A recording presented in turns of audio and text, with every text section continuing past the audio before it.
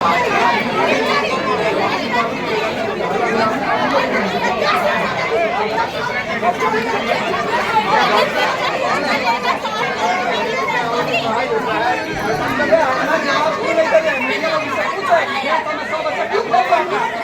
हटेगा, टीचर कितना हटा नहीं, अपना टीचर को जवाब दे।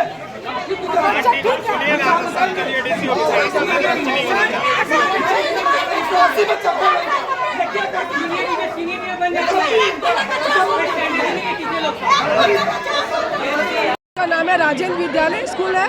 11 की अभी रिजल्ट निकली है। 11 में 4 सेक्शन है। इसमें एक क्लास में कम से कम 50 बच्चा में 10 बच्चा पास हुआ है, 40 को फेल किए। पूरा ऑल सेक्शन में तो 250 बच्चा को फेल कर दिया। कॉमर्स का भी इसी तरह 2 सेक्शन है, उसमें भी 15 बच्चा पास हुआ है और उसमें भी 30 बच्चा फेल हुआ है। लेकिन जो 1-2 मार्क्स से फेल है उसको मार्क्स देने के लिए तैयार नहीं, जबकि सब स्कूल में ऐसा हुआ है कि 2 number 3 number 5 mark grace mark दे के पास कर दिया गया। लेकिन ये टीचर अपना मॉनिटर चलाती है, ये लोग जो है ना कोचिंग सेंटर चलाती है। इनके पास जो पढ़ेगा उसको पास करेगी और जो नहीं पढ़ेगा उसको फेल कर देती है। इनका ये फीस लेने में एक दिन भी देर नहीं होना चाहिए। स्कूल के लिए तो सभी एक बच्चे सभी समान है, लेकिन नहीं, यहाँ सब ये चलता है, डुप्लीकेसी यहाँ पर चलता है। सब जो बच्चा पढ़ने वाला बच्चा है उसको भी लोग खराब कर देती है। जो ट्यूशन पढ़ता है उसको मार्क्स दे करके पूरा क्लास में टॉपर बना देती है। ये स्कूल का ये नियम है। ये मैम तो खुद कोचिंग सेंटर चलाती है। जयंती है, प्रिंसिपल है जयंती। सर मेरा बच्चा 11 में है, आज दिन तक कभी फेल नहीं किया है। आज ये पहला बार है कि 150 बच्चा में 110 बच्चा फेल कर गया है। तो इस टीचर क्या पढ़ा रही है? खरा झूठ में प्रिंसिपल झूठ जब बोल रही है तो बच्चा को क्या वो शिक्षा देगी?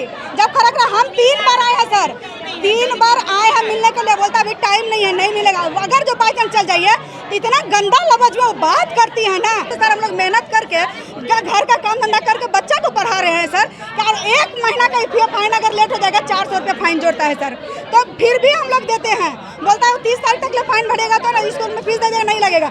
जो 29 तारीख को फाइन भर दीजिए, स्कूल का फीस भर दीजिए, तो बोलता है ना फिर भी फाइन लगेगा। एक्चुअली देखिए होता है आरटीई के चलते 8 तक तो हमको सबको पास करना पड़ता है। ऐसे बहुत से बच्चे हैं जो 6, 7, 8 में ही फेल हो गए होते, बट आरटीई है इसलिए गार्जियन बोलता है कि नहीं नेक्स्ट क्लास भेज दीजिए। और वैसे बच्चे 9 में आने के बाद 9 का बोर्ड का रूल होता है कि एवरेज में बच्चे को इंग्लिश और बेस्ट 4 सब्जेक्ट्स में 33% स्कोर करना है। जो बच्चे स्कोर नहीं कर पाते, हमारे यहाँ 3 टर्म एग्ज़ाम होता है, 3 बार टेस्ट होता है और 3 टर्म एग्ज़ाम भी होता है। हर टर्म के बाद हम लोग रिपोर्ट कार्ड दे रखते हैं जिसमें पेरेंट्स को बुलाया जाता है। बाकायदे उनको ये बताया जाता है कि आपका बच्चा इस सब सब्जेक्ट्स में कमज़ोर है, आप थोड़ा सा मेहनत करवाइए ताकि बच्चा कम से कम एवरेज निकाल ले। मगर तीनों टर्म के बाद भी जब फाइनल तक बच्चा उस चीज़ को नहीं कर पाता तो बोर्ड के रूल के हिसाब से हम उस बच्चे को प्रमोट नहीं कर सकते, क्योंकि हमको बोर्ड को भी जवाब देना पड़ता है। नतीजा है कि वैसे बच्चे जो आरटीई के थ्रू पास होते होते तो 9 तक चले आए, मगर 9 में नहीं कर पा रहे तो वो डिटेन हो गए। वही चीज़ 11 से 12 में होता है। बच्चे 11 साइंस में एडमिशन तो ले लेते हैं, मगर उनके बाद पता नहीं उनको लगता है कि हर बच्चे के पेरेंट को लगता है कि मेरा बच्चा इंजीनियरिंग मेडिकल कर जाएगा, तो वो कोचिंग पे ज़्यादा विश्वास करने लगते हैं। स्कूल का अटेंडेंस उनका कम हो जाता है। बोर्ड बोलता है 75% अटेंडेंस एंड 35% इन एवरेज बच्चे को निकालना ही है, तभी वो पास होता है। तो वैसे बच्चे जिनका अटेंडेंस भी नहीं है प्लस 35% स्कोर भी नहीं कर पाए, कहीं किसी क्राइटेरिया में नहीं फिट बैठ रहे, उन बच्चों को डिटेन किया गया है। तो जो भी हमने किया है कि बार बार पेरेंट्स को सालों भर इन्फॉर्म करने के बाद बोर्ड के रूल के हिसाब से फाइनल एग्जामिनेशन के बाद ये